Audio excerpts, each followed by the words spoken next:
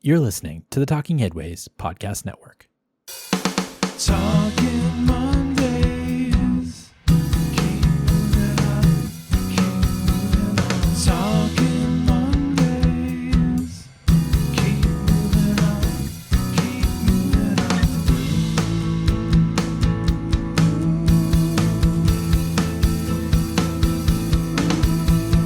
Talking Mondays. Keep moving on. Keep moving on. Happy Monday. This is Mondays at the Overhead Wire, sponsored by our generous Patreon supporters. I'm Jeff Wood, your host, and joined by, again, our friends from election night. That's right, we're sharing some of our election night shenanigans from the live stream we did on YouTube. You can still find the original 7-hour video there to see everyone's backgrounds and setups, but we're cutting it down here to some more bite-sized bits. This is episode 75 of Shut-ins Anonymous. 101 is in session. On this Mondays, we're sharing our discussions with Odetta Macleish White from the Transformation Alliance in Atlanta, Robin Hutcheson of the City of Minneapolis, and Darnell Grisby from Transform. In hosting, we've got Jerome Horne, Chrissy Mancini Nichols, Houstonians Christof and James, and of course, myself.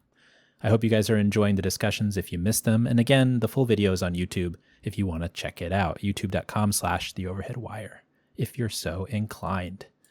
All right, so before we get to the interviews, I want to let folks know that they can get this podcast wherever you find your podcasts, including iHeartRadio, Spotify, Overcast, Stitcher, and of course, Apple Podcasts. Make sure you subscribe so you don't miss an episode. Thanks to everybody who subscribes via Podcatcher. It's awesome that you all keep on coming back each week. And also this week and every week, I want to thank our generous Patreon supporters. You guys are awesome and keep the show going by listening and supporting each month.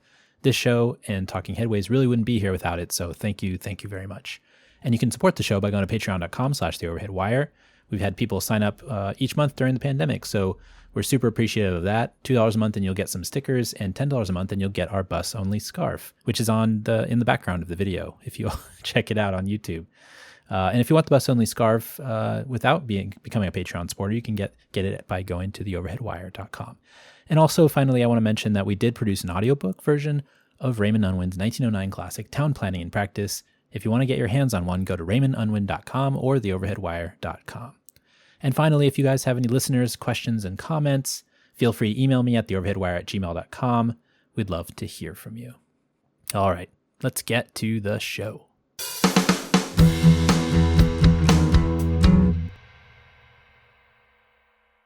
Up now is Odetta Macleish White. We welcome Odetta Macleish White, the Managing Director of the Transformation Alliance, a partnership of 33 nonprofits, government agencies, and businesses in the Atlanta region, working to ensure that opportunities and benefits provided by investment in transit communities are made available to all residents. Kind of sing-songy. I like it. So many words. Odetta, I'm so glad you're here with us. How are you feeling tonight? Oh. Mint ice cream. It is ice cream. There we go. That's a good how choice. I'm Alcohol feeling at tonight. It'll either be, rage eating or joy eating. I'm not sure, but just glad we're here. Time for the people's voice to be heard. I hear you. What's the mood like in Atlanta these days? We had tremendous early voting turnout this year, all over the suburbs. I've lived in East Cobb for about, 4 or 5 years now. And this is probably the cycle where I saw sort of a clear, as many Trump-Pence signs as there were Biden-Harris signs, but also down ballot, John Ossoff, Lucy McBath, Julia Hurtado, just sort of those folks that are really challenging the incumbents here in Cobb County. So I think folks are kind of fired up and hopeful. That there'll be, some purpling of what has certainly been a red county where I live. And then, of course, Atlanta, the city of Atlanta is a pretty strong Democratic space. So folks are just very excited for Raphael Warnock and for others on the Democratic ticket there. You all have a referendum for transit in Gwinnett County. How closely have you been following along, and what have you seen from the discussion that goes along with that referendum in that county? I know Atlanta is such an interesting place because the counties are so kind of crossing over the metro Atlanta region. So it's just fascinating to hear a county, and then I know it's in the Atlanta region, but what part is it in, and how does it connect in that kind of puzzle pieces of the city? That's true. That's true. And I think the very interesting thing right now is that, you know, transit has really come into its own. When Transformation Alliance started, you know, we had the Beltline going and everyone was just so stunned at how quickly even the promise of a transit amenity was really transforming neighborhoods. It's a big part of why TFA got started. And when MARTA decided that they were going to also, you know, participate with their own program, that was really when Transformation Alliance said we have got to get into partnership. But even in that space of time, the 3 years that I've been managing director, to watch things like the ATL, which is a regional transportation coordinating group, come to be set up here in Atlanta. They actually had to approve the list for Gwinnett, to see Cobb for Transit come up, right? So even again in my county, here in Cobb County, there is actually a history where I think in the 50s, when the mayor at the time, the mayor of the city of Atlanta at the time, wanted to annex some of the northern cities to rebalance the white and black voting population of the city. But you cannot annex land that is not directly contiguous. So Cobb County created a 10-foot wide city that just sort of, you know, created a little division between Cobb and the city of Atlanta, and in that way preserved themselves from being annexed into the city of Atlanta. So that should tell you how much you know, the history of Cobb and how much it really wants to sort of stay independent, shall we say.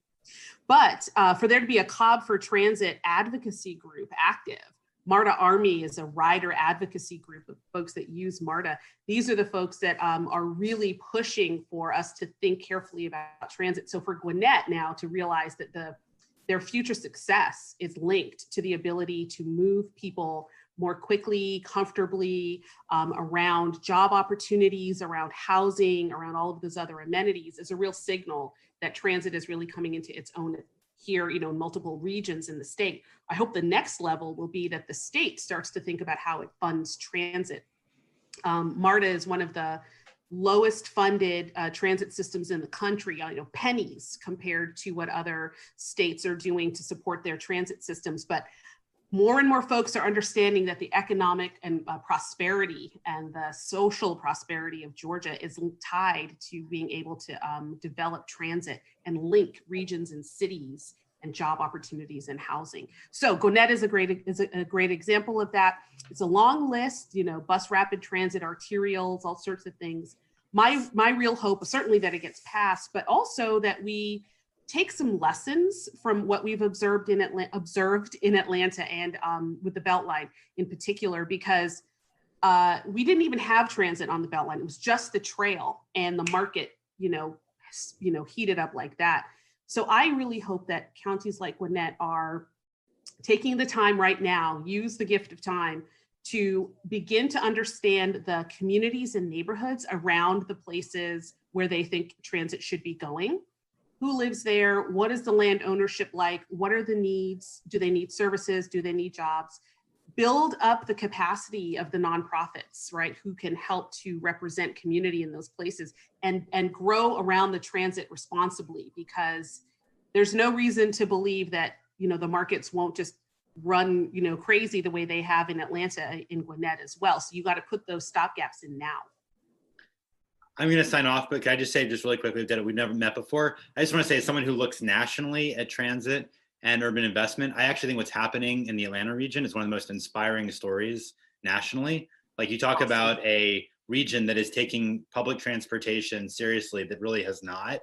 I think of Houston, I think of Atlanta, maybe Nashville, as cities where there's just tremendous change looming. And I just want to salute you for the work that you're doing. I appreciate that, David. Thank you. Hope we meet in the future. All right, guys. Thanks, David. Thanks for coming by. Bye, guys. Have a great night. Bye. So, hi, Odetta. I actually have a Gwinnett County Transit bus stop sign behind me here. I spent some time growing up in Atlanta. My parents live in Alpharetta, so I'm very familiar with and MARTA and everything like that. So this plan, is really heavily relying on a lot of BRT and arterial BRT, and there's a small extension of MARTA heavy rail. What would you say, were there any challenges in terms of just messaging, since the plan is so heavily focused? We know that a lot of times people are like, well, buses aren't sexy, but they're absolutely vital and necessary. So critical, yeah. So critical. What were some of the maybe more effective messaging tools and challenges around that? I think one, heavy rail is such a massive infrastructure investment. So buses, you can somewhat more easily create a system and get it up and running, right? And get it into neighborhoods. So heavy rail is great to get, from sort of population centers to maybe job centers or to help people along the way there. But buses are how you get into neighborhoods and you help that caretaker, that grandparent who's helping to raise kids, like walk a block, hopefully maybe even just cross the street and get on a bus and kind of help that last mile connection maybe to a heavy rail stop. So I think buses allow you to sort of infiltrate more into the community and get closer to the people that really need some transit help, some mobility. Of course, that implies all of the infrastructure of sidewalks and lighting and a sense of place and connection to your transit. I grew up in New York City for a while and actually took transit to junior high and high school. And I could literally walk out my door to the corner and pick up the M15 to go downtown. So it needs to be that easy, right? It needs to be that simple for folks. So I think it is an easier sell. And this is not the first time Gwinnett has taken kind of a run at the idea of, transit investment like this. So I think time has finally, the context has caught up to the referendum, and people are seeing a couple things. One, that this need for connection is not going away, right? For physical connectivity. I think they are really recognizing that Gwinnett will fall behind in terms of economic development if they don't put in some, concerted infrastructure around mobility and transit. And, it's also becoming very clear that our, precious essential workers need transit.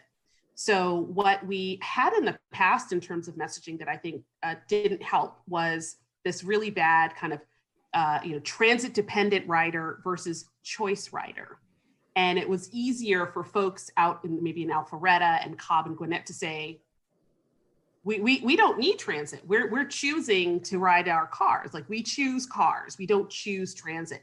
But now in a COVID world where we have really seen the critical importance of hospital workers, of grocery store workers, of those, those folks who used to be transit dependent riders, but now there are essential workers. So now we're realizing how much our economies and our lives depend on them getting where we need them to go. And they deserve to be safe and have convenient access to getting to those jobs and those things that we are so grateful that they do. So I think it's also become a question of, who are we really?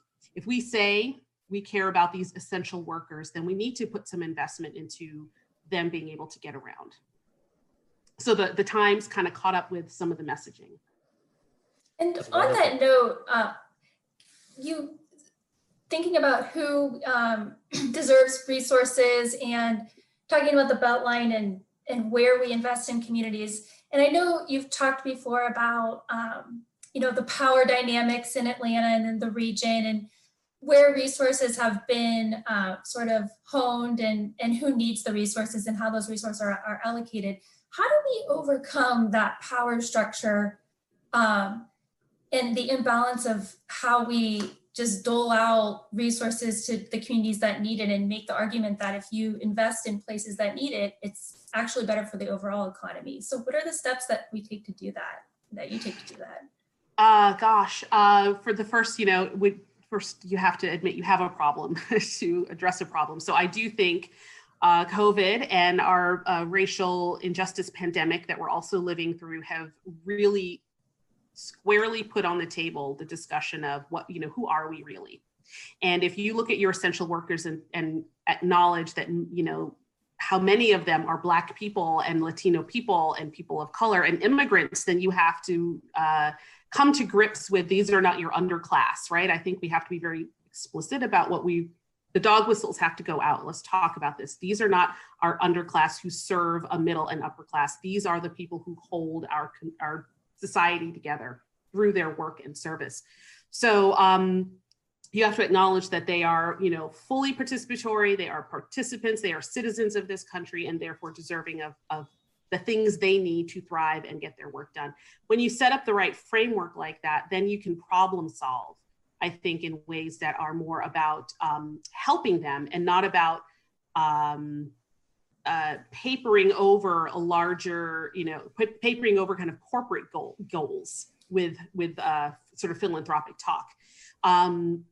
People are understanding that our economy, it's not, transit isn't just about attracting a young white millennial couple anymore, right? Transit is about our society, sticking together and succeeding. So we just have to be explicit about those things and just be honest that we haven't done it, right? Like, just say it, we haven't done it, but now we will. And so in order to do that, the kind of investments we need might be taxes. They will be the state stepping up and finding ways to fund transit better. It will be coordination like the ATL and the work that they do.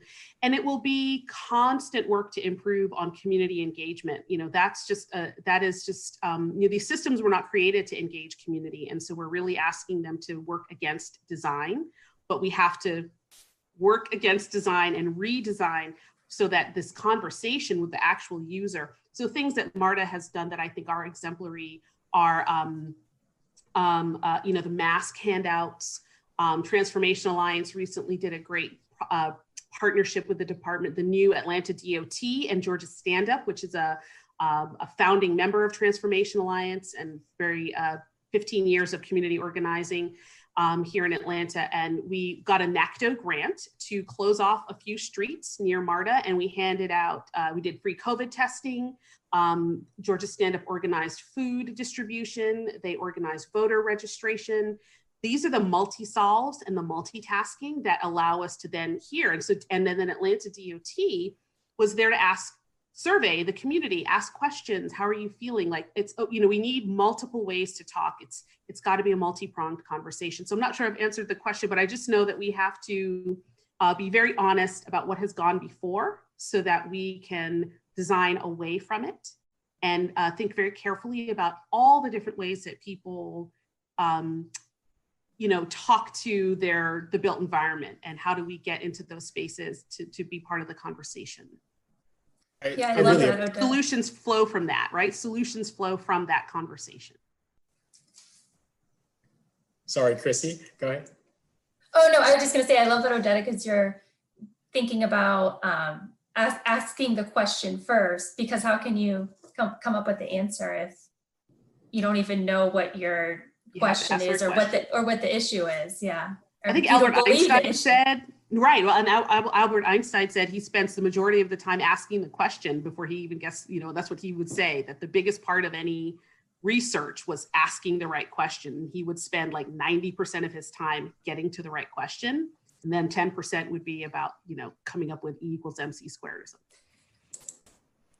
I know we're slightly over time here, but I appreciate everything you just said. And Chrissy, thanks for prompting, because we have to be very frank that there's been a history of racism in Atlanta with transportation, whether it's transit or there's the built environment. And I appreciate the work that's going on there. And we have to really be honest and talk about decisions that have been made in the past. Because there's quite a story there of what happened with the original MARTA Act in 1965. Yeah. And so I appreciate that there's some reckoning that is happening. And there's still a lot of work to be done, but it sounds like there's some good progress in that. I think there is. I think there, and it doesn't take much. You can find a history of how there was a race riot in Atlanta in the turn of the last century around the streetcar. The buses, intrastate busing was, the seat of civil rights, nonviolent action, right? That was so transit and mobility. And when you think too about African Americans, it's really profound. Our essential mobility was taken from us when we were snatched from Africa, right? And put on a boat and held in chains, held in place in those boats, in those ships, and brought here. And from that moment on, our physical, literal mobility has been restricted and policed and overseen, right? And that there would be enslaved persons who would never leave, say, the 1 mile space of their plantation, right? They could live and die there. That is how profound the tight, the confinement of Black mobility has been, Black physical mobility in this country. I think of the first peoples of this country who were marched, right? Think about a mobility that is founded in being marched from Georgia to Oklahoma, right? That is not freedom of mobility, right? That is mobility as torture. And not to get too heavy about it, but there are these very profound management systems that the American experiment has done to Black people and the first peoples of this country and other immigrants and others who have come on their own. So it becomes a very powerful metaphor for why we need reparative practice around transit and mobility options, and why those approaches need to be very grounded in what do you need, what serves your individual life and makes it easier for you to do what you want to do, not how many new jobs can we attract because we have a big new heavy rail thing, or how many, again, white millennials can we attract because we put transit next to their big apartment complex. It's about transit can have a connective and reparative role, to begin to counterbalance all the ways in which it has been utilized to constrain people, to divide people and segregate into really other, huge areas of every country, every city in this country. Wow, thank you. That was great. Writing Awesome. that down. Connective and reparative role. That's such an inspiring message, and I love it. Thank you. Odetta, before we let you go, I want to ask a lighter question. What's bringing you joy during the pandemic? Ice cream. Mint chocolate chip. No, seriously. And all jokes aside, I am going to crack into that a little later tonight, I'm sure. But obviously family, here with my husband and my 2 kids. And about 3 years ago, my husband started teaching me and our daughter to ride bikes. I went my whole life. I skipped a whole American childhood without learning how to ride a bike. But when I became a parent and I said, no, my kids are going to know how to ride bikes. And my husband already knew, and then he taught my son, and then we got a bike for my daughter, and I realized they're about to learn they're going to leave me behind. The 3 of them are going to go off and ride and leave me. So it's taken about 3 years, but right before here, I rushed in from our practice bike ride. And we're finally at that point where it's fun and it's not quite as painful, and the seat doesn't hurt, and I can get my feet on the pedals, and I can go where I want it. I can make it go where I want the bike to go. And we've been going to sort of open parking lots here just to sort of have space to do big loops. And it really was a lovely feeling. The wind in my face, the mask was off, and I could just sort of, it's great when you find that you can actually sort of, weave on purpose. So some joy in mobility and physical movement happened for us tonight. And that was great. It's a new skill that I've finally locked in here at the age of 49. That's such an interesting frame about kind of the American childhood, because I know I grew up in a suburb and I learned how to ride a bike, but I didn't learn how to ride transit. And so, it's an until later. And so it's it's an opposite of American childhood that you had that I didn't have. And so, your experiences are I kind of wish early. I mean, I rode BART and stuff when I was a kid, but I didn't have that kind of I'm going to take transit to be mobile when I was a kid. And so that's interesting kind of juxtaposition of those two points. Here we are. We both arrived at the same place, transit and bike riding. That's Yay, true. America. It's true. Well, Odetta, thank you for joining us. We really appreciate your time. Oh, it's my pleasure. Thank you for inviting me. And I hope you all find some joy this evening as well. This was a great idea. Thanks. Thank you. Yeah. Bye. Bye, Odetta. Bye, Chrissy. Bye, Jerome. Bye. Enjoy your ice cream. Yeah. I think I'm gonna go Mint grab some. chocolate chip too. I know.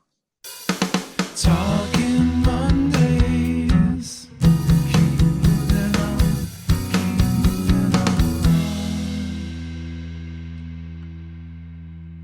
moving on. We're joined now by Robin Hutcheson, the Director of Public Works for the City of Minneapolis and President of the NACTO Executive Board. Robin, how are things going? I just got nervous I was doing a little better. I was watching the show, seeing some friends on the screen, but I just clicked over and scrolled a little, and I wish I hadn't. Oh, is it? So a little bit nervous. Generally, though, I'm good. And how are you all? You're running a great show. Thank you. I think everybody's doing okay. How are we doing, folks? Well, we have no access to other news, so we have no clue what's going on. I will not share anymore, Ben. Thank you. Stay in your beautiful bubble here. Okay. And I'm going to be in this bubble for a little while too, and I'll feel better. That's good. So I guess that answers the question how you're feeling in Minneapolis. What's the earlier today or this last couple of weeks? What's been the feeling in Minneapolis generally overall? Like a lot of cities, 2020 has not been an easy year in Minneapolis. I think it's been a productive year, though, in terms of learning and trying and growing. So I think there's a feeling of a little bit of a fever pitch, but at the same time, I have felt a little bit of optimism. I hope it isn't dashed, but I have felt a little optimism. We're a city that runs our own election.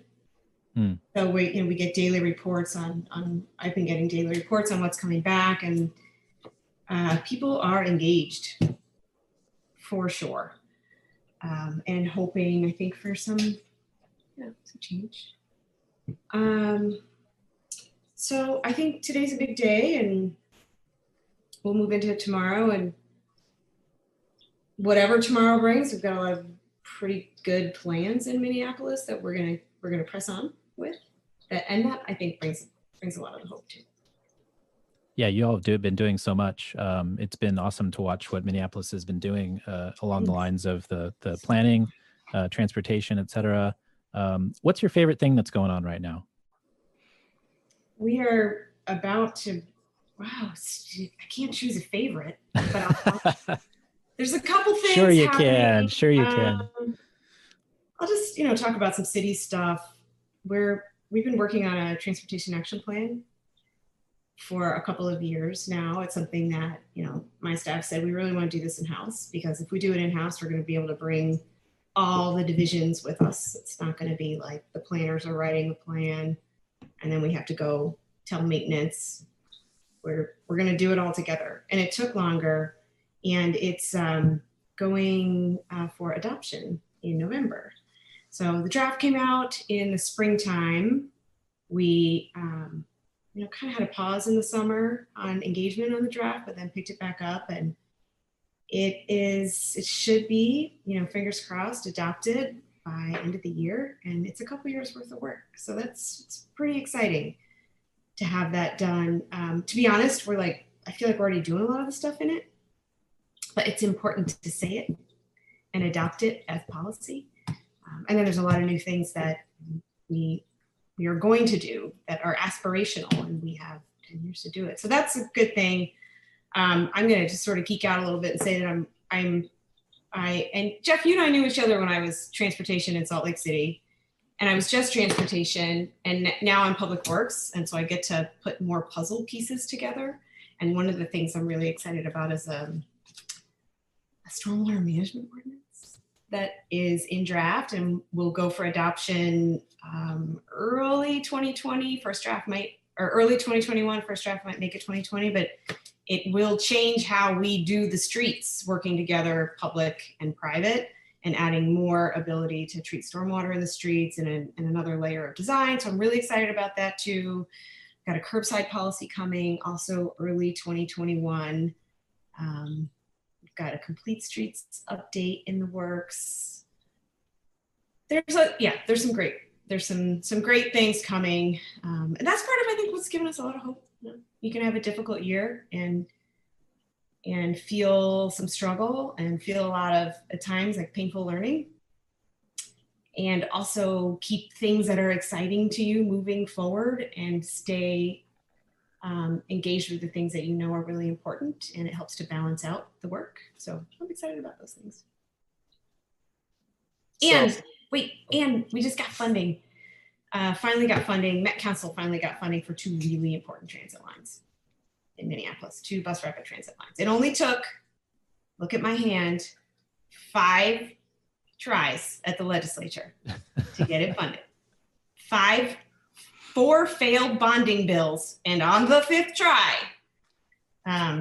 but 2 really important transit lines that are going to help us do some important things in Minneapolis. So I'm very excited about that too. Well, congratulations on that funding. And yeah, I think Minneapolis is doing some great things with BRT and you know, and different variations of BRT. So definitely a model for people to follow. If only we could just do it a little faster, but I think it's some great stuff, especially the A line and the C line. I think those are, you know, C line is so great. I was just up there on Sunday looking at a mobility hub that we put right next to a station on the C line, and I was visiting with a community group that came out to paint the mobility hub the way they wanted it. So the C line is kind of starting to spawn some other kind of mobility initiatives in a neighborhood that really needs choices. And that's a huge compliment coming from you and Indy. Thank you. Oh, you're welcome. I was going to ask, you know, in speaking of the C line and thinking about where that line runs, you know, obviously, as you mentioned, this has been a really tough year, and one of the terms that comes up, and we've been talking about equity, and we've been saying that for a few years now, but I think in terms of 2020, that has even more weight and meaning. Just in your experience and your work, I mean, what does equity, I guess, maybe mean to you, and how do you think, you know, the City of Minneapolis is working to better meet equity goals, and what does that really mean on the ground and tangibly for people? Mm-hmm. It's been nothing short of a reckoning this year in Minneapolis, and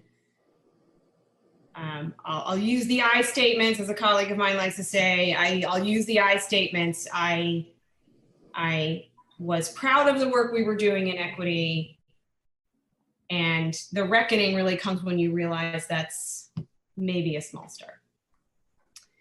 And there's a lot of digging in and digging deep into what it is we really need to do. I mean, we have been doing, the C line is an equity line. I mean, it serves a racially concentrated area of poverty. It's doing so well, and it's spawning more mobility choices. The D line that just got funded is almost 50% of the people that live within a quarter mile of that line are low income, and I think 43%, sorry, I'm not going to say the numbers, I'm probably going to be wrong, but a large proportion of people are also BIPOC. So, I mean, it's a beautiful line. It's exactly how we need to be investing. But I think the thing we're really learning in equity is we layer our plans on top of the community. And for them, many times they're like, cool, this is a good plan. But sometimes they're like, that's not our plan. That's your plan. And we need to talk about our plan. So something that we did with the Transportation Action Plan, we were supposed to have that done August or September. And my team said, we're not going to make that deadline because we need to do a full scrub of this plan for how we thought about equity when we started it and how we think about equity now and what it is we need to do as a part of this plan that lasts in this plan. And so we took extra time and we did that work with the help of some pretty smart people.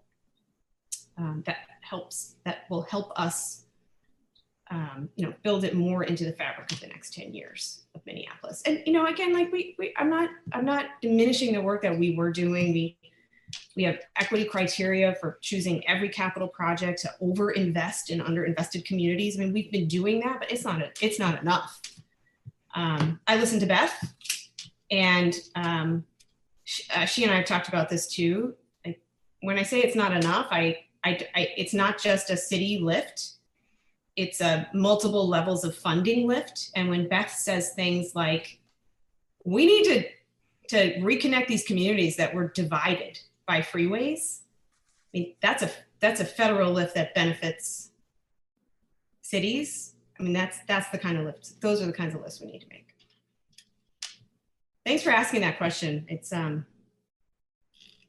been I will say, a learning year for so many of us. A very humbling and a learning year. Appreciate you answering. Yeah, we had a sort of a frank discussion about Atlanta and transportation and the history of racism. So yeah, I heard most of that too. Yeah, that was a good discussion. But yeah, thank you. Yeah, and I'm curious from that federal perspective, though, what cities, what you all need from the feds to do to make all of this work from the equity perspective, from a transportation perspective. You mentioned the stormwater. All this stuff is interconnected and it shouldn't be siloed. And so, what would a federal change look like that makes everything connected and better for everybody? I know that's a big question. No, it is, but I'm going to say stuff that everybody else says. Like I don't have this grand original idea. I just agree with a lot of really smart people and a lot of great ideas that are being discussed right now. The models that we use are for cars and not for people. Duh, we're all in this field. We know that. But they continue to spit out what I think is like dangerous growth that is not calibrated to like the real world and what is actually happening. So the MPOs get the model, it's got growth built in, it doesn't account for all kinds of trips, it doesn't account for destinations. And it's the root of why we keep planning for cars that may not even, I think the growth it's not a correct prediction and we haven't checked it in a long time. So the first thing to me is those standards and models, I'll start with, have to change and have to reflect not just how people are moving today, but the model should reflect where we want to go, not just a straight line of where we have been going straight out. So what do we want to be? Now, let's build that model and apply that model and then fund that model. Make the formulas applicable to that model. And then the second piece of that is design standards have to change. Which I think we're making progress. Like NACTO accepted design practice. That took a couple of years, but that's accepted design practice. But some of the other ones are also accepted design practice that work against us. And I know, James, you said I'm a transportation engineer. I'm sure at some point in your career, you flipped open that AASHTO manual and maybe you didn't. I don't know you well enough. I take that back. Maybe you haven't. But that is still the standard. And again, it's a very outdated standard. It's very outdated. So I think the design element, when you say you're working on stormwater management, updated design standards help us make that not the exception to the rule, which right now when we want to do something creative on a street that's not ours, we have to go get an exception to the rule. We happen to have really great enlightened MnDOT state aid engineers that are usually like, cool, but not every state is like that. And sometimes the answer is no, and we don't like that. We have to get all these exceptions to the car design standards to do what we're trying to do, and that needs to be flip-flopped. We need the design standards to be for what's most important to us at cities so that we leverage what's most important to us as cities for equity, safety, prosperity, our climate goals. And then the exception should be, we're expecting an unusual amount of car volume through here for whatever reason. We've got a high percentage of freight, and those are now the exceptions. So that is what I would like to see at the federal level that would help us as cities build better cities. Small, just a couple small. Should be no problem. So should sail straight through. That's a joke. I was hoping and I just came on right at the end of Beth's segment. I was honored to be that close to her, big fan of hers. I was hoping it would get to the question of devolution and whether who it's really helping for us to send our money to Washington to have it sent back with strings, or whether, Washington can, help states with the maintenance of the interstate network, but that the decisions about local transportation should really be made at a more local level. She went there a little bit with states, like money going to states. Is that really what makes people happy? Sort of. Well, we have issues with that in Texas, though, since the state government is so sort of structurally slanted against the cities. Yeah, y'all are having a fun project through downtown Houston that's kind of got its own issues going on. Yeah, it's crazy. I mean, you know, you're talking about how we're slaves to the model and we're slaves to the system. Like somebody decided that this is the system we need to have, and we have to disrupt our lives and tax ourselves and do all these things to, you know, to create this system. But like, whose vision is that? Who decided that that's what we want? It's a good question. Good question. You guys don't know? If I knew, I think I'd be doing all right. But Robin, I wanted to ask. So the last time I was in Minneapolis, I was with Jerome, I think. Bye, Jerome. And I'm so sorry. Katie Roth was nice enough to show us around the A line, and we drew a lot of inspiration from that. How is the working relationship how have you made the working relationship between the transit agency and the city as functional as possible? Because I know that's, you know, often a divide that's hard to productively bridge on an ongoing basis. I don't know any other way but to have a very close relationship with the transit agency. And that's something in Salt Lake, I was very, very close. Like the friends, colleagues, transit agency people. And I mean, it feels that way here in Minneapolis too. It's a very close relationship. Katie's like, a lot of times I feel like she's an extension of our staff. And I feel like they think that way about us too, especially like work on the D line, which has been a couple of years in the making. Our staffs are super close. The C line, we all celebrated together in that grand opening. I think it can get better. I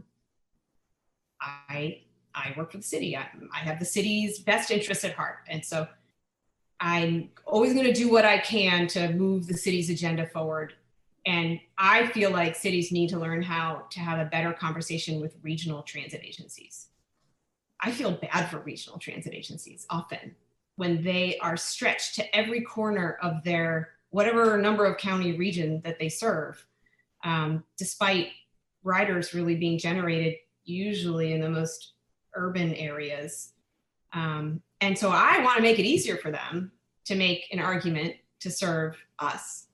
And I want to make it easier for us to know what to ask for in the most productive way.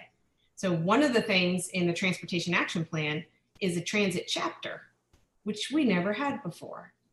We relied on the regional transit agency, and I think the relationship was good. I've never heard of a really tense or bad relationship with the transit agency, even before my time in Minneapolis. But this chapter that we're writing, we did it with them. We invited them in at the start. Katie participated. You said her name, so I'm gonna say it. I hope she's not watching. But we wrote that chapter with them from the start so that we as a city could better articulate the kind of transit we need. Overlapping, but also sometimes independent from what the region needs. So I'm pretty excited to have that on paper. It allows us to say what our goals are. So I think that will make a better relationship. We will have a better conversation. But I feel like it's a pretty good relationship.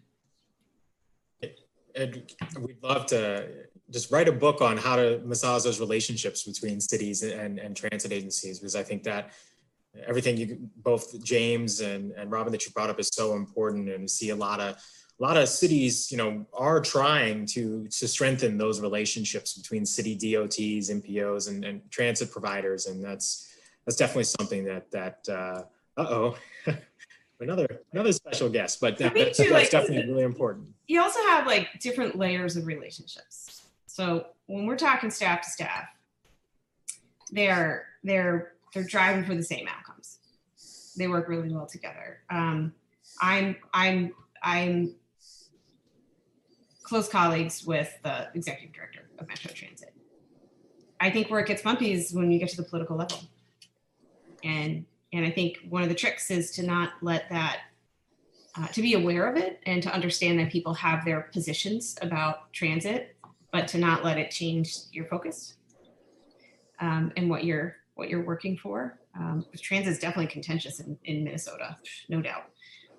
But it's not contentious between our staffs. It's contentious when it comes up to major decisions about funding and the structure of funding and, you know, who has influence over it. And those are very difficult conversations, but they don't always have to affect how the staffs work together. It's been my experience. And we do have tiffs. I mean, it's not perfect.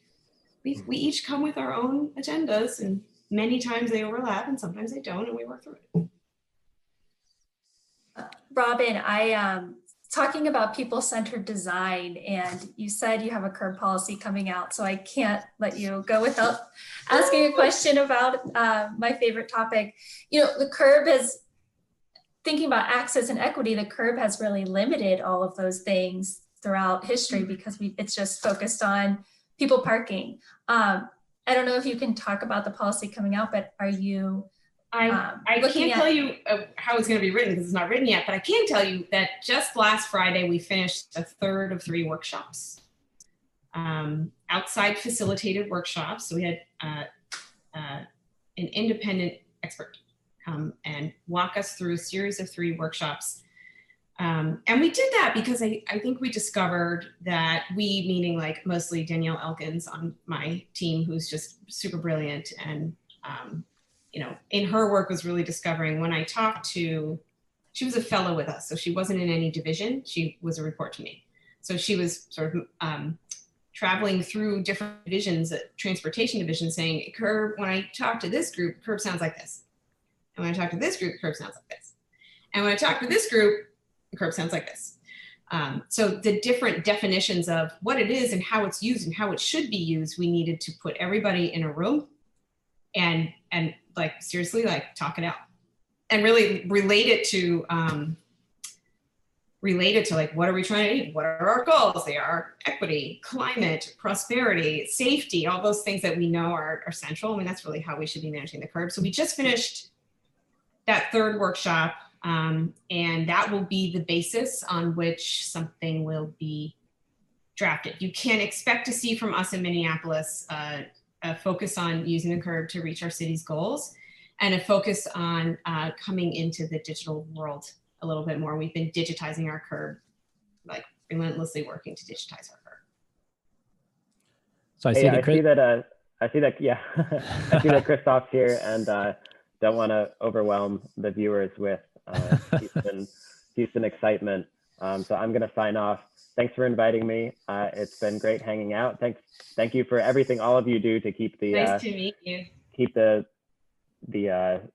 transportation sustainable cities network in the U.S. communicating and informed, and I really value everything you bring to it. So I'll be tuning in the rest of the night. Keep up the great work. Thanks, James. We appreciate it. Thanks, And Christof, James, bye. and Christof, before we get to you, I got one more question for Robin. So one of the most read pieces in the newsletter was a piece in the Seattle Times about the Norwegian concept of friluftsliv, or free air life. And are you all planning for a more outdoor winter this winter? This is the question. I rehearsed all the other ones that you asked all the other people. Like, name your favorite transport. I was ready for one of those. So you can give us one of those as well.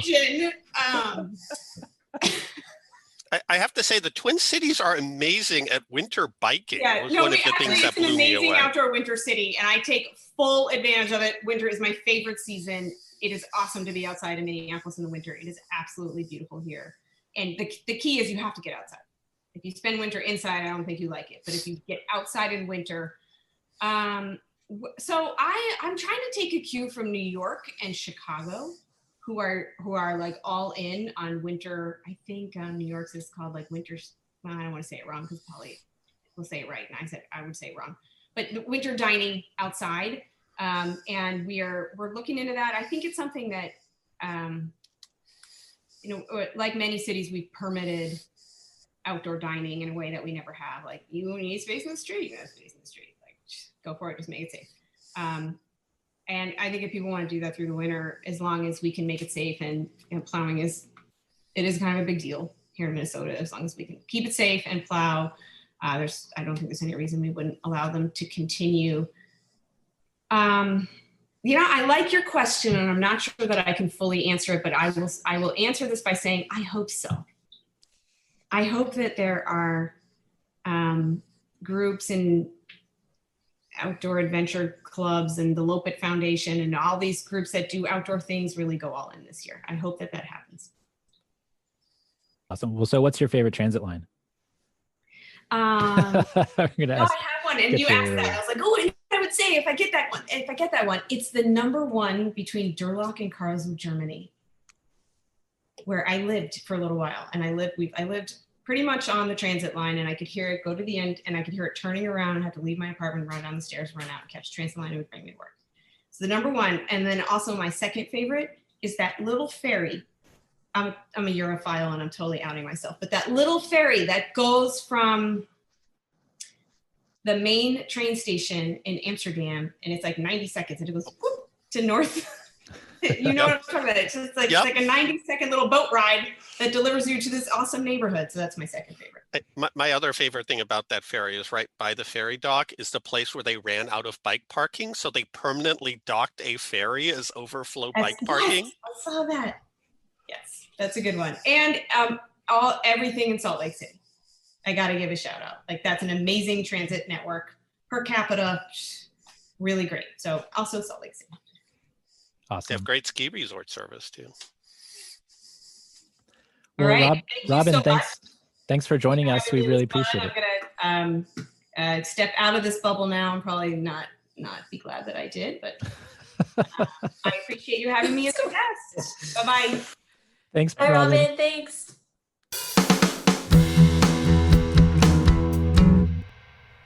Hey. Got our next guest on. Hello. Good evening. Happy Election Day. Happy Election Day to you. Yeah. We're in a bubble, so we don't know. We're not on. We're not watching the news. It's not as bad as you think. Well, that's good. It's good. I'll take it with a grain of salt. Well, so we're joined now by Darnell Grisby, the new director of Transform here in the Bay Area, but also formerly the director of policy development and research at APTA. Darnell, welcome. Thank you. Hello. It's good to see you again. I hope you're doing well. What's the feeling like? I know you're in DC now. You haven't quite made the shift to the West Coast, but how's it going?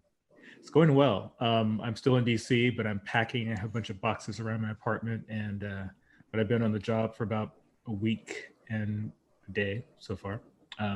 But it's been great. I love it. Mobility justice, housing justice is what Transform does. Is dear to my heart and soul. Is what I've worked on most of my career. So it's great to be involved. So I guess a lighter hearted question. What are you excited most about this evening? Most excited about this evening is getting rid of the orange man. My personal most excited thing, because there's so much connected with that we can do once we make the right kind of changes in DC. Yeah, for sure. Yeah, go ahead, Christof. I'm really interested in you coming to Transform, because I think one of the things that I find interesting about the Bay Area is it's one of the places where there's been a realization of how housing policy and transit policy intersect. So like, how do you think about that? How do you think of that intersection of land use planning and transit planning? Oftentimes you can build really nice transit systems, but if the housing is not in sync, you'll end up having suburbanization of poverty, or you'll have landscapes that make it difficult to actually reach the new transit systems that you've built. So that's a very important thing that we see on the West Coast oftentimes, is linking proper land use, housing policy, and transit together to get the outcomes we want. It's hard to simply drop a transit system onto a suburban style highway and road network and expect to have fantastic results. Are you talking about eBart? That was a pointed question. Maybe not. Well, we know generally speaking that it's good to have train systems that are not in a median upper freeway. It's a good start. Yes, absolutely. So last time we talked to you, you talked a lot about technology, autonomous buses, better payment systems. Is there anything you're super excited about these days that is different, maybe different than the last time we chatted? Mobility justice is extraordinarily top of mind for me. I think the events of this year really make it clear that we need to address access to opportunity, ensuring that people have equal access to the metropolitan region that they're a part of, making sure that there's equal access to jobs and housing. And I think proper transit systems and land use will do that. And that's where we need to take the fight to. It's a situation where I think right now in the country, we all need to figure out how can we make the biggest contribution personally to making these outcomes different for people. And for me, I found that working in the transit space is how to do that. So I doubled down the effort this year to really focus in on mobility justice. And I think housing justice goes along with that. How do we have those conversations? Typically we're talking about transit, housing, these things happen somewhat in silos and they're not always being taught, land use, zoning, but they're all health, they're all connected together. How do we get better at talking about these holistically? Because we need to move them all forward together rather than, we're building a transit line and we'll figure out the rest later. That's not the way to go. Yeah, I think having conversations between the different professionals is very important. I was on a panel earlier this year with some housers, and we were talking about the differences between some of the policy objectives and some of the rules and regulations that make it difficult for us to work together. And how do we work across that together? And part of the reform would be how do we make sure going forward that we can make changes to regulatory structures to ensure that those professionals get to work more in the future together, and that the housing and transportation monies are more adequately invested, keeping in mind both the housing and transportation element, and it's not done in a vacuum, in a silo. Are these always, are these going to continue to be these local efforts to where people like you, Darnell, are pushing the conversation? We had the sustainable communities under Obama where HUD and DOT did talk to each other, but that's gone. And what we're seeing now with people who are riding transit, what San Antonio was saying, they're still at 50%. I'm working with some agencies that are still at 50%, 60% ridership. So those are people that really need transit. How do we move the conversation to the feds at some point, or is it just local? Like we're just going to fund these initiatives ourselves. We're just going to have better communication amongst our agencies and just go at it alone. I think federal policy is very important. It's getting politicized, and that's part of the problem. I think it's been politicized for a while, but now we have someone in office who's gotten really good at doing so. When he talks about destroying the suburbs, that Biden wants to destroy the suburbs, he's actually talking about the stuff that we're referring to right now. So it's going to require some level of political deftness on our part to understand how to properly message what we're offering. Because I think we as practitioners and theorists and folks who think about this deeply might have some of the best ideas, but if you can't tie those to politics and messaging, you're going to end up coming home empty every time. I mean, it seems like there's a major political constituency that supports transit, but doesn't want any new development in their neighborhoods. Right. And there's also this issue around whether or not those who we think should be most supportive of transit actually are.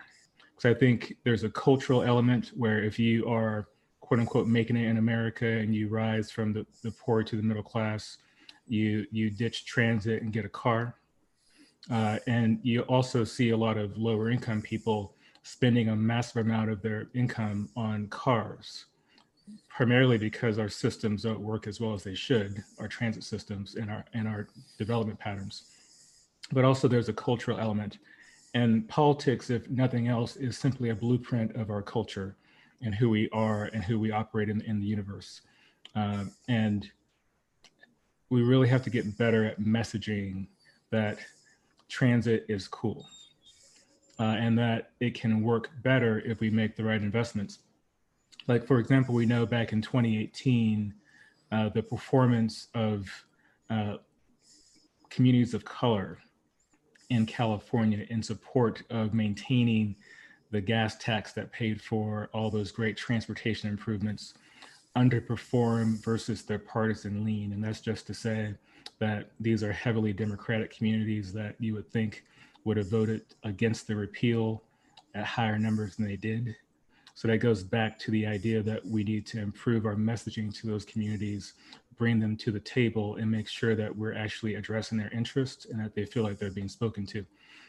They're not simply a turnout mechanism, they need to be persuaded as well. I want to dig a little bit more into that. I think, as a queer Black male in America working in the field of urban planning and transportation, I mean, there's a lot of intersectionalities there, and this year has certainly laid a lot of things to bear. But I do wonder, part of that too is, in this field that we need more people that are not white, in this field and in positions of power and having influence as well. I really think that is something that we need to continue to work on, just as getting people involved in policy and urban planning. I didn't even know that you could major in urban planning until I was already in college. So I think there needs to be some work done there too, just in terms of thinking of the next level of talent and getting people interested in these concepts and ideas as well. Yeah, I totally agree. And as a Black queer man as well, I find that identities are extraordinarily important because you bring a different voice to the table. And we need to bring our full selves no matter where we are. And I think that's extraordinarily important. I don't think everyone does that. So part of the struggle is to make sure that people feel like they can. That's number one. Number two, for me, I had a very difficult choice when I was choosing graduate programs, and I had to choose between planning programs and policy programs. And I've always been a very political person. So I chose policy and attempted to make my classes geared towards planning and the politics of planning to the degree that I could with my program. And that's just the approach that I took because, I had worked in the legislature before I went to graduate school, and I was a political animal. So that's the way I sort of took that particular angle. So that's how I approach a lot of these planning questions, more of a political question, and how do you organize people to have an outcome? How do you communicate to them to have our best ideas actually have political currency in the marketplace? When I was in grad school, at the University of Texas, my professors gave me a hard time sometimes about focusing on TOD so much.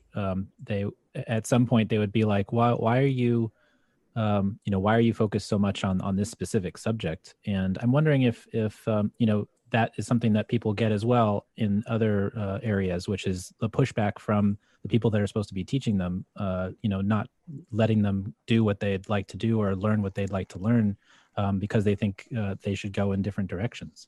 Yeah, I'll say I think one of the things we get wrong in how we do transportation is we keep saying topics are off limits. The way I've seen it, the way we do highway planning, we say, well, it is inevitable that the growth will occur out here. And all we have to do is provide the infrastructure to support that growth, rather than saying, actually, there's a question about where growth can occur. And I think also we tend to ignore policy. Like we have this tendency to talk about things as if they were technical solutions. And I think transit agencies, advocates would do a lot better if they actually framed policy choices more than just presented something as the technical solution to a problem. But I think a lot of planners and engineers and transit people don't have that skill set. And it's challenging for us as a community as a result. I had a mentor back 25 years ago who told me that one of the best strategies would be to figure out how to become a policy person and a political person, someone who's okay with the technical, who can also do the political. And that was what I attempted to do with my career, is to have enough depth to have a technical conversation, but realize that I don't live there and be okay with that. But also that I'm someone who lives in the policy and the politics of it and love the technical community and would like to find ways to make sure that the vision of what we need to have actually happens from the policy and political point of view. I think that's so valuable. I mean, really, we're talking about the art of communication here. And, I've met a lot of folks that they've got all the technical knowledge in the world, but they're just not that great at communicating to people and talking to and with people as opposed to at people. And I do think there's somewhat of an art there and some ability of being able to take those really complex ideas and talk to someone and communicate it effectively in a way that they're going to comprehend and understand. So yeah, really, really important piece. One of the things that I learned how to do early on in my graduate program was how to write a one-page memo, which is challenging to do actually, because you have to find a way to actually take all this knowledge you have in your head and figure out, okay, what is the most succinct way of describing this for someone? And it's extraordinarily difficult to do, but it's part of something that if we could do that more as a community and have that thumbnail sketch or that elevator pitch for our ideas, it could go a lot further. Yeah, we just need graphics. We need to get rid of all of our reports and just have a graphic. And, Darnell, you're talking about having this vision. And I think a lot of the time, in the conversation we're having around who is going into planning or policy or, the people making those decisions, they're not on the ground, they're in the state DOTs. And often, those aren't in the urban areas sometimes or capital cities. So they're not, it's just a total disconnect. And I think we've seen that, all of us probably across our careers. And I think that's what we need to overcome, is getting more people in those roles that have experiences that people are going to take transit, or they know where the investment needs to go. So that's I think another challenge. Well, as a corollary to that, in my last job, I got a chance to really interface with a lot of local coalitions that were fighting for ballot initiatives around the country. And one thing I learned was that there's a lot of passionate advocates who actually need additional support in terms of the infrastructure of their organizations, the funding that they receive, the training and technical ability to actually make the argument. And I think that's something that we're lacking as a community, is having someone collectively be able to write checks enough. And I think, over the years, we've seen some change in who's doing that, but we need to find a way to get large foundations back into the game of writing checks to more of these types of organizations around the country to give them that ability to make those arguments in the state capitals, to start funding advocacy again. Why do you think they've stepped away from that? Well, I think part of the reason why was because of what happened in 2010. There was a big built-up, at least when it came to federal policy. And, we lost the House in 2010. It was probably very disappointing for a lot of people. I'm sure it was. And some of the outcomes we wanted didn't happen. And foundations tend to change their focus every 3 to 5 years. So, it just sort of cycles. But I think the difference is now, we're having a different conversation as a country. So the reason why someone might invest in transit advocacy might be different, because now we can talk about the racial implications around investment in transit and housing in communities. We could talk about transit's contribution to reducing greenhouse gases and climate change impacts. So as the nation, hopefully, and I haven't looked at the TV in a second, makes the choice to take a different direction, we have a new opportunity to push a different agenda. And that might bring a lot more people to the table. So I think hopefully we'll be ready as a community to start to make these arguments. And I think it's going to be the advocates around the country that have a collective voice. It's going to be very important to change what the next administration might do.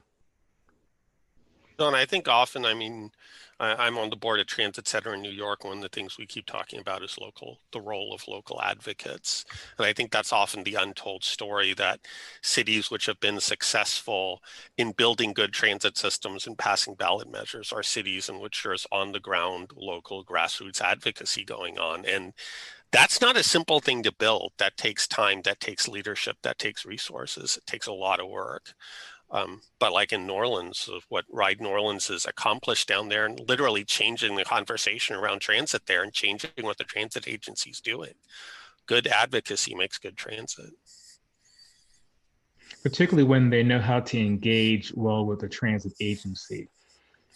You know, I think there's moments when you want to do a push, and there's moments where you want to have quiet conversations about what is politically possible, and to find out what the political choke points might be, and to do the proper analysis to realize that the agency might want to do this, but they might need to have certain political barriers removed, and to have the sophistication to understand how to identify that, or to have the trust with the agency to have that conversation, that they're not going to be dealing with a live hand grenade that's going to blow their arm off, which a lot of folks are concerned about, which is why they don't engage with advocates as much as they probably should. You know, ridership has kind of taken a shot from the pandemic. I'm wondering what the trends are that you're seeing, and if you have any ideas or thoughts about how we can, you know, build that back in the future. Well, I think it's a great opportunity, and I listened a little bit earlier to your broadcast. I think, you know, now is a great time to do a lot of pilot projects, and that's been happening around the country, reclaiming space from automobiles. It's going to be very important. I think the funding uncertainty right now that transit faces is extraordinarily dire, and that needs to be addressed.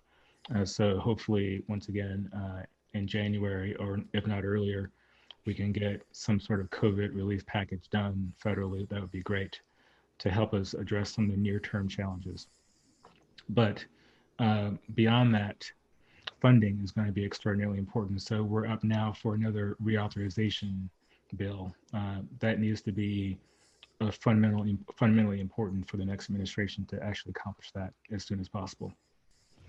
What's bringing you? Oh, do you have? Oh no, Chrissy, I was just going to ahead. say, and come up with a sustainable funding source for, as we were talking about, for transit operations, not just transit capital, because these agencies are just, you know, on their last limbs, some of them. So if we don't come up with some way to fund operations, you know, I don't know what happens.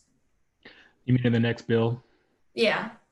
If there's, you know, thinking more generally about how we, you know, traditionally just give funding to transit capital, but we don't fund operations. So now, you know, a lot of cities are just left looking at their own ballot measures to fund those operations, like we're seeing today with all the ballot initiatives, or just coming up with like every crazy idea they can to fund service, you know, pull $1 million here, and just piece it all together, which is not sustainable. I think it depends on what kind of power the Democrats will have going forward, because my understanding is at least the lack of operation funding at the level that we need is part of a political compromise. So the more power that the Democrats have, the more likely we can actually break that impasse that's existed for decades. And the other thing I would ask on federal funding is, what can we do on the federal side to make it easier to fund lots of little projects rather than one big one? It seems like often the grant process for building, you know, one light rail line is about as difficult as the grant process for building 100 bus shelters. When the 100 bus shelters are actually less expensive and in many cases can do more good. So what do we do to change that and make federal funding more useful for a wider range of things? I think a large part of it is going to be the ability of advocates once again to make the case soon to the next administration and to the Hill that we should make those changes, and actually provide a political predicate for why that should happen. Because once again, it's not just good policy, it's also good politics, and we should be able to illustrate that it is. Going back once again to the concepts of mobility justice, how it ties into Black Lives Matter and the push for racial justice in America. It needs to be tied to the strong feelings that the country has right now. And I'm a big fan of try to tie transit to whatever is politically going to give the most power to transit. And I'm quite happy that at the moment that is racial justice when you look at the poll numbers. The question is, how long will that policy window be open, and can we take full advantage of it before it closes, before the nation moves on to a different topic? So Darnell, what's bringing you joy these days? We're asking this question, and among other fun questions towards the end of our interviews, I'm curious what's on your list of things that are bringing you happiness and joy. Happiness and joy. I am very happy to be moving back to California, to be honest. Are you still in California, Jeff? Or Yeah. Okay. You've been talking about coming back to California for a while, I know. I know, and it's finally happening. You're gonna love it. So that's bringing me joy. But on a larger level, I think the fact that we have collectively gone through a lot this year, it's made what is most fundamentally important more clear to us. It's brought out the importance of family and friends and nation, protecting the country from bad policy ideas and bad strategies that impact people's lives. It makes it clear that government is actually important again, because that's a debate that we've been having for a long time, and it hasn't served the nation well at all. So I think the COVID crisis makes it clear that government does matter. Who runs it does matter. Good policy matters. And I hope that people have learned the lesson this year, and that is remembered. That old adage that was it Reagan, with government, I'm here from the government and I'm here to help. And it was some joke. It's like, no, government can actually be here to help. There's a reason why we have this collectively together. And I'm hoping that this year makes it clear. And that brings me joy, because I think there's signs that people get it. That's awesome.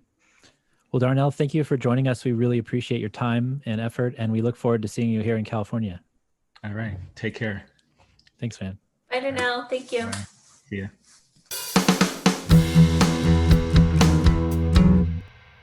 All right, that's it for us. I want to thank Odetta Macleish White, Robin Hutcheson, and Darnell Grisby for being on the stream and sharing their time. Thanks so much to our esteemed panel.